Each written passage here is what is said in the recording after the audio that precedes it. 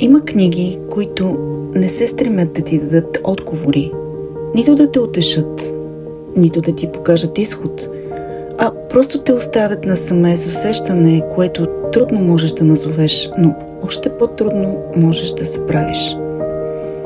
Метаморфозата на Франц Кафка е точно такава.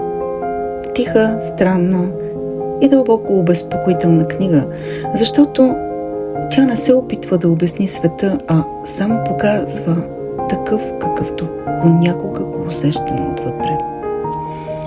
Кафка е писател, който цял живот пише за човека, попаднал в капан на очаквания, на вина, на дълг, на усещането, че винаги си длъжен на някого нещо, без дори да знаеш кога и как си го обещал.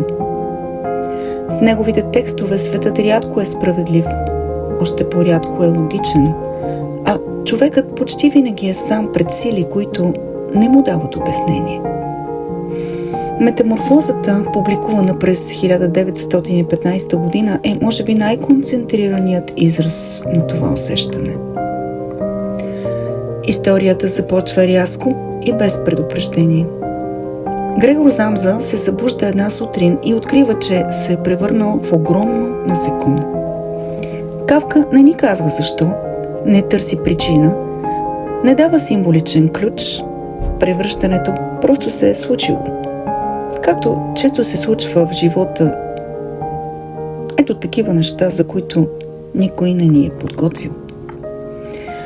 Но най-важното не е самата метаморфоза, а начинът, по който Грегор я преживява.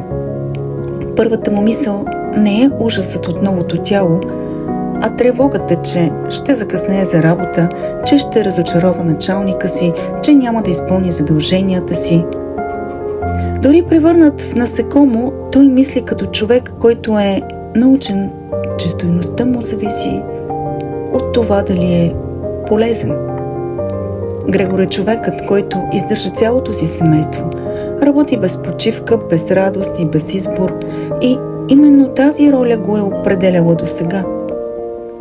Когато вече не може да изпълнява, не само тялото му се променя, променя се и начинът, по който светът гледа на него. Семейството му първоначално реагира със страх и объркване, но много бързо тези чувства се превръщат в нетърпение и умора. Докато Грегор е бил работещ и полезен, той е бил син и брат. В момента, в който престава да носи пари, той започва да взема място, да пречи, да бъде неудобен. Стаята му бавно се превръща в склад, мебелите се изнасят, личното му пространство се заличава, сякаш не само тялото, но и присъствието му трябва да бъде изтрито. Сестра му Грета е единствената, която в началото се грижи за него, и тази грижа изглежда като последната нишка човечност в цялата история, но и тя не издържа дълго. Постепенно състраданието се превръща в задължение, задължението в досада, а досадата в отказ. В един момент Грета казва, че това вече не е Грегор, и тази реплика звучи толкова жестоко, именно защото не идва от омраза, идва от умора. Между редовете Кафка ни задава въпрос, който боли, защото е познат.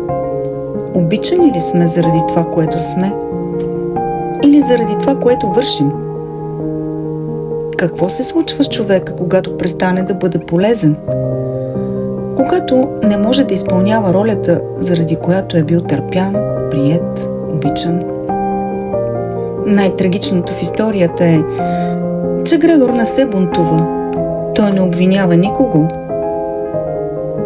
Не изисква място. Не настоява да бъде видян.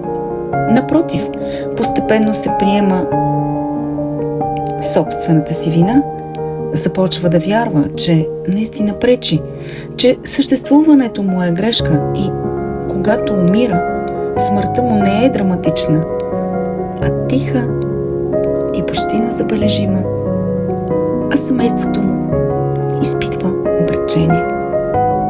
И точно това облегчение е най-страшният момент в цялата книга. Метаморфозата не е разказ за насекомо, а за човека, който се събужда един ден и разбира, че вече не се вписва, че няма място, че стойността му е била условна. Това е текст за отчуждението, за живота, превърнат в функция, за света, в който човешката стойност често се измерва в полезност. И затова тази книга си струва да бъде прочетена, не защото е приятна и красива, а защото е честна, не защото предлага утеха, а защото предлага яснота. Тя ни кара да се запитаме как гледаме на хората около себе си, когато те спират да бъдат удобни, и как гледаме на себе си, когато вече не можем да отговорим на очакванията. Метаморфозата не дава отговори и не обещава изход, но оставя след себе си въпрос, който дълго не си тръгва. А понякога точно това е най-ценното, което една книга може да направи.